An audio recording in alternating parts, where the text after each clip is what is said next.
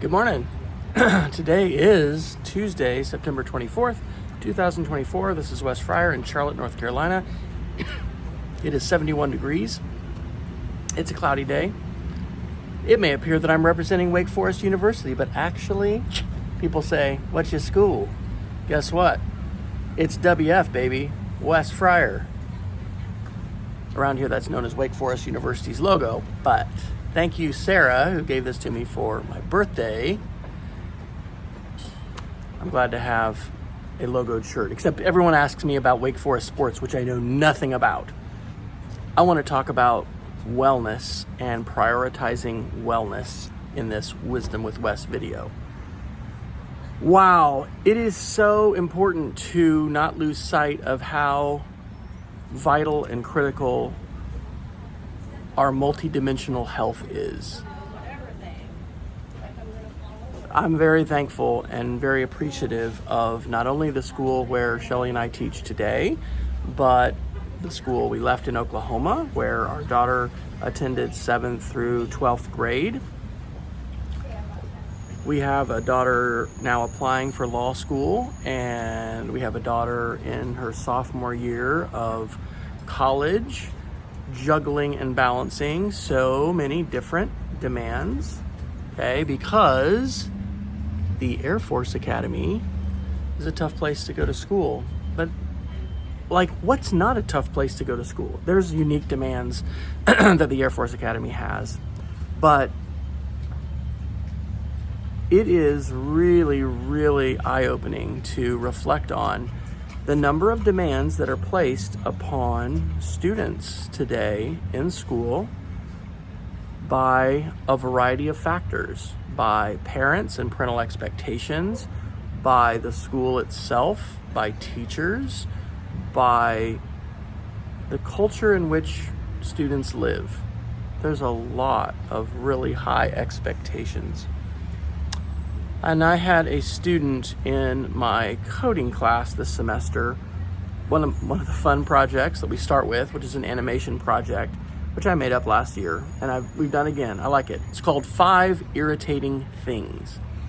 And so kids pick 5 things that irritate them, and then they represent that in a creative way through a Scratch animation project. And there's so many different choices for how they can do it. I love a simple coding challenge like that can be so divergent in terms of what kids do and how they represent and just what they do with it.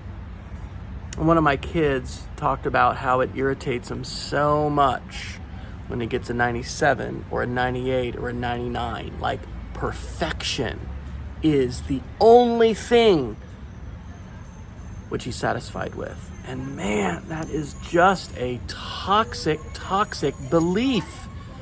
And those kinds of beliefs are encouraged and conditioned early. It starts in elementary school and it continues in middle school and it can be in high school. And that can be very, very destructive, ultimately.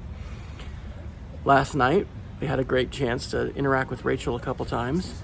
And she shared that she had gotten a grade on, I don't remember if it was I think it was an astronautical engineering, they call them graded reviews, tests.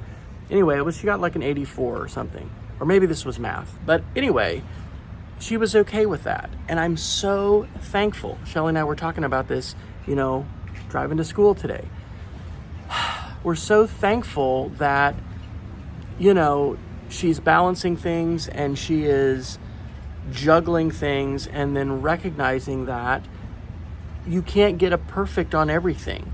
You have to decide when to make sure you're going to bed early enough, when you're not going to get yourself run down.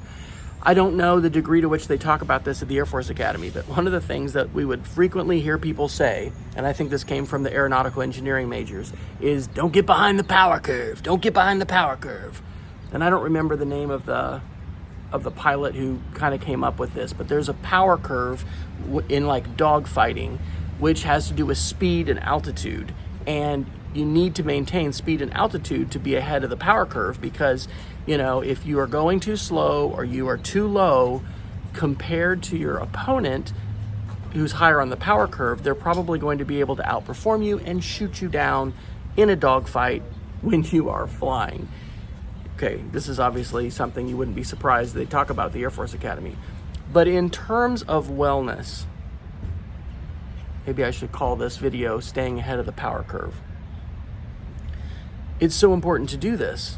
It's so important to maintain margin. Margin, Dr. Richard Swenson says in his book Margin, which is an awesome book, margin is the space between our limit and our load. And if that gets very thin, we don't have very much margin, generally we will respond less well, sometimes poorly, to stressors and things that happen in life, happen to us. Building margin, maintaining margin, super, super important. A focus on wellness, very important. So, I want to ask you, what are you going to do today that's going to build your wellness? I'm having some coffee today. I am fortunate and thankful to have a schedule that has some very generous planning time and work time. So in addition to, staying up with my grading, and actually I'm working on I'm always wrestling with different to-do apps and ways of managing my tasks and task managers. And today I've decided to go ahead. I've been trying to use Todoist, and I'm going to go into this AI one called Notion that my friend Jason Neiffer has had. Anyway, this is going to help me manage my tasks, hopefully be productive, but maintain some margin and some wellness. We need a greater focus and a greater prioritization on wellness and a healthy balance between high expectations of high performance and also the tremendous importance of caring for ourselves, maintaining our health, our mental health, our physical health, our spiritual health, all of those things. Coming to you from, I'm not coming to you from Wake Forest University, but coming to you from Charlotte, Oklahoma. Coming to you, I'm going to edit that out. Coming to you from Charlotte, North Carolina. I hope you have a good day filled with wellness. Have a great day.